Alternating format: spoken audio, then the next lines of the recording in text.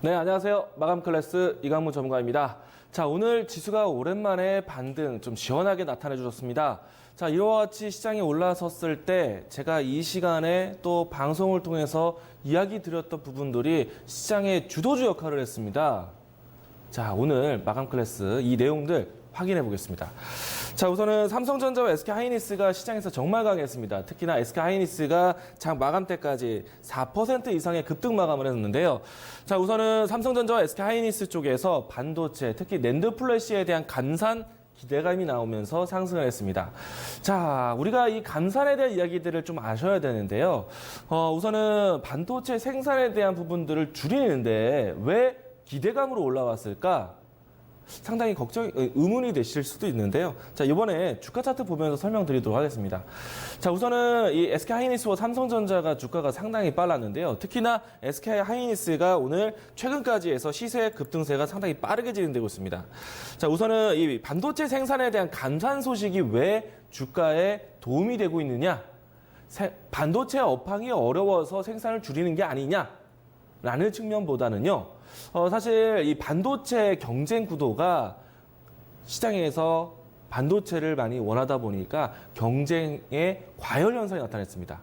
그러면서 공급에 대한 과잉 현상도 있었고요. 이 때문에 반도체 가격이 떨어지는, 그러니까 조정되는 형태가 있었는데요.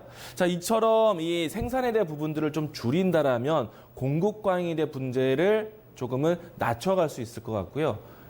또 이렇게 돼서 전체적인 반도체 산업에 대한 산업 정화가 이루어진다라는 해석이 지금 시장의 포커스입니다. 자, 이 모습은요, 사실 주가를 과거로 봤을 때 이미 한 차례 정도 경험을 했었는데요. 자, 날짜는 3월, 그러니까 그러니까 3월입니다. 네. 자, 3월 초에, 3월 때에 SK하이닉스 또 삼성전자가 급등했던 때가 있습니다. 이때 당시에도 여러분들이 이 반도체 생산에 대한 감산으로 해서 시장 급등세를 경험했었는데요. 이때 당시에 이 미국의 마이크론이 반도체 생산 감산한다는 소식 때문에 우리나라 기업들이 반사이 반도체 업황이 어렵다는 해석보다 이제 산업이 제대로 정화가 되는구나. 생산을 공급 과잉에 대한 문제를 줄이면 반도체 가격에 대한 하락을 멈추고 반도체 가격에 대한 부분들 높이거나 반도체 가격이 올라가게 되면은 마진율이 높아지면서 실적에 대한 턴어라운드까지 만들어질 수 있는 이와 같은 시장에 대한 해석으로 급등세가 나타났습니다.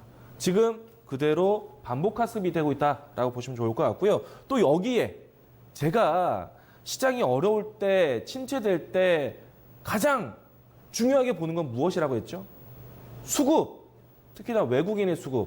자, 이 종목에 대한 이 SK하이닉스에 대한 주가 수급을 한번 확인해 보도록 하겠습니다. 자, 오늘 전체적으로 시장에 대한 수급도 좋았지만 유난히 더 집중적으로 순매수세가 들어왔던 SK하이닉스. 자, 오늘 수량만 보더라도 100만 주 넘게 들어왔고요. 오늘 전체 시장에서 SK하이닉스 쪽의 시장 수급이 가장 컸었고요. 여기에 삼성전자도 마찬가지였습니다. 삼성전자 같은 경우에는 한 달 내내 수급이 들어오고 있습니다. 어제까지 시장이 어려웠어요. 아니, 삼성전자하고 SK하이닉스 쪽에 이 정도의 수급이 들어오면 우리가 봐줘야 되는 거 아닙니까? 특히나 삼성전자의 위치가 부담이 된다라면 제가 무슨 말을 했습니까? SK하이닉스 사라.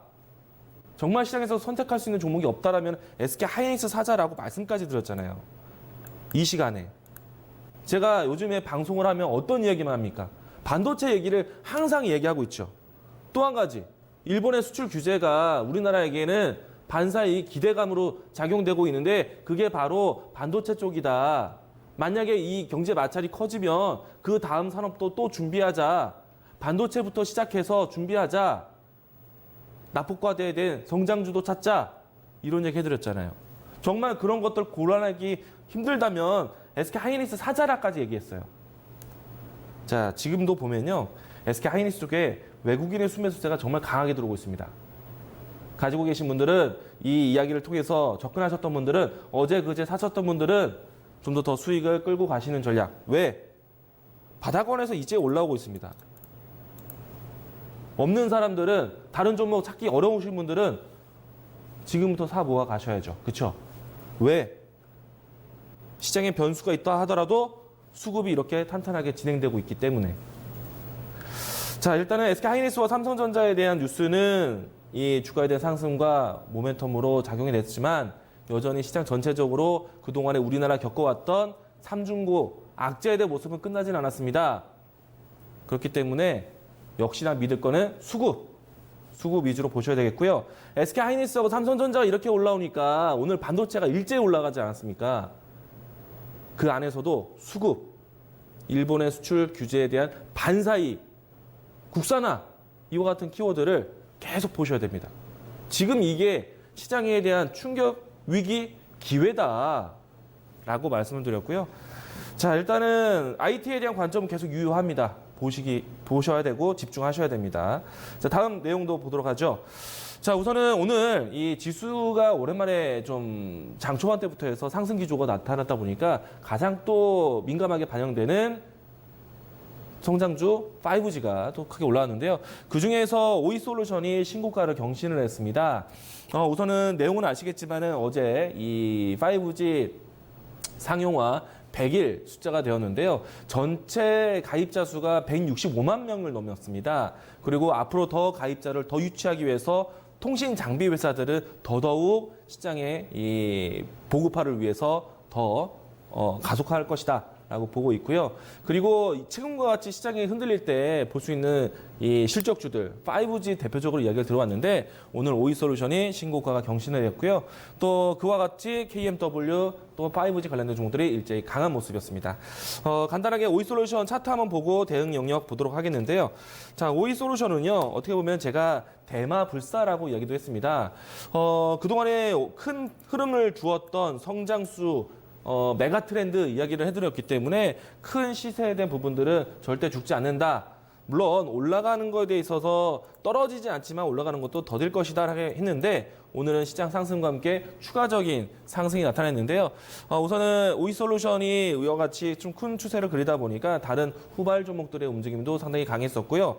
우선은 중요한 라인대란다면은 최근에 지켜졌던 61,500원대가 중요하기 때문에요. 지금부터 또 추가적인 상승을 보시는 분들이라면 61,500원에 기준 잡고 보시면 좋을 것 같습니다. 자, 다음 내용도 보도록 하겠는데요. 바로 차트부터 보도록 하죠. 자, 오늘 신라젠이 반등을 잘했습니다. 이 때문에 이 코스닥의 지수 상승까지 바이오 종목들이 움직임이 좋았는데요. 사실 신라젠 쪽에서 오늘 호재가 나왔습니다. 그런데 신라젠의 바닥을 완벽하게 찾아가는데 아직은 모르겠습니다. 왜냐?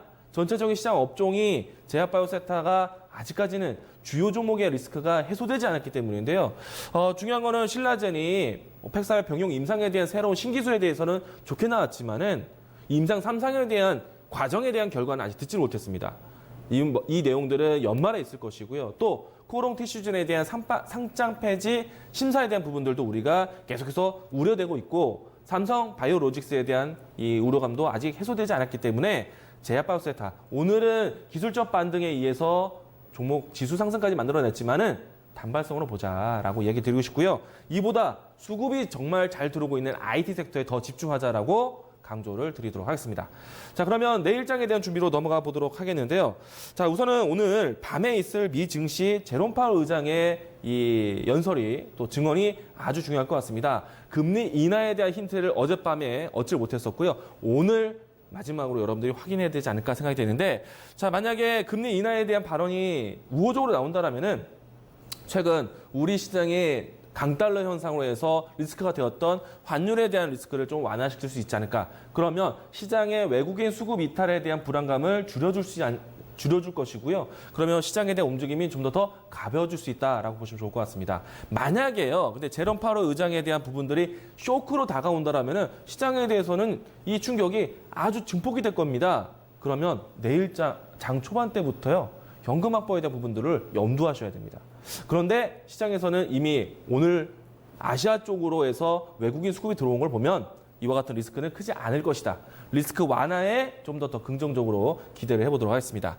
자, 우선 최근에 와서 외국인의 수급 역할이 굉장히 강했었는데요. 제가 IT, 반도체, SK하이닉스 강조 들었던 이유가 외국인의 수급 동향이었죠. 자, 지금 최근에 와서 우리 시장의 삼중고라고 했는데 일본과 경제보복 경제 마찰이 진행되고 있습니다. 이럴 때 시장에 대한 리스크 작용했을 때 외국인 수급은 오히려 저가 매수세의 기회로 잡았다.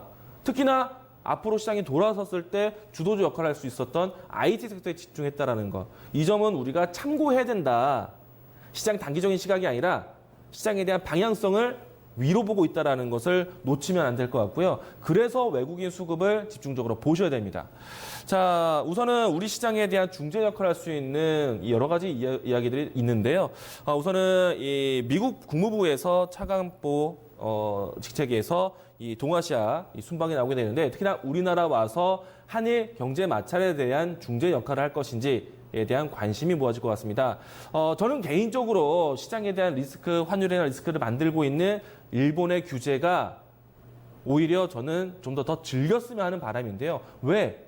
이 덕분에 올라가는 섹터가 상당히 명확하게 나오기 때문에 저는 좀 더 길었으면 좋겠는데 일단 국무부 차관의 이 방문으로 인해서 리스크가 조금 줄어들 수 있지 않을까라는 또 시장의 기대감도 가지고 있습니다. 이 부분 참고하시면 좋을 것 같고요.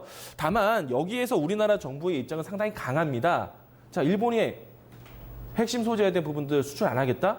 좋다. 제3국으로 해서 수입을 할 수 있도록 지원하겠다는 얘기가 나왔습니다. 여기에 더불어서 일본의 의존도를 낮출 수 있게 국산화에 대한 지원까지 같이 해준다고 하니까 일단은 반도체 소재 관련된 종목들 계속해서 반사이익에 대한 효과를 보자라는 의견이고요. 그리고 제가 바라는 부분에 대해서 또 시장에 대한 강경한 입장이 나오고 있는데요. 기사글 하나 받치려 해왔습니다. 자, 청와대 입장이 상당히 강합니다. 우선은 우리나라 입장에서는요, 일본이 말하고 있는 이 징용에 대한 판결에 대한 부분들을 제3국의 중재위를 통해서 해결해보자라고 하지만 우리나라는 절대적으로 싫다라고 얘기를 했습니다. 그리고 WTO에 제소하겠다는 얘기가 나왔기 때문에 일본의 수출 규제에 강경한 우리나라 반응 상당히 저는 좋다. 시장 리스크, 환율에 대한 리스크를 만들고 있지만은 지수는 안 좋아도 종목이 좋은 시장이기 때문에 저는 이 리스크를 잘 이용하자. 지수에 대한 위기를 종목에 대한 기회로 풀어가자라고 자신 있게 이야기 드리도록 하겠습니다. 자, 그러면 반도체 소재 보셔야 되고요. 그다음 확산할 수 있는 2차 전지 소재, 수소차 소재, 탄소 섬유, 공작기계 이와 같은 키워드들을 계속 준비를 하셔야 된다. 위기를 기회로 만들자라고 이야기를 드리도록 하겠습니다. 자, 오늘 마감 클래스 이렇게 정리하도록 하겠습니다.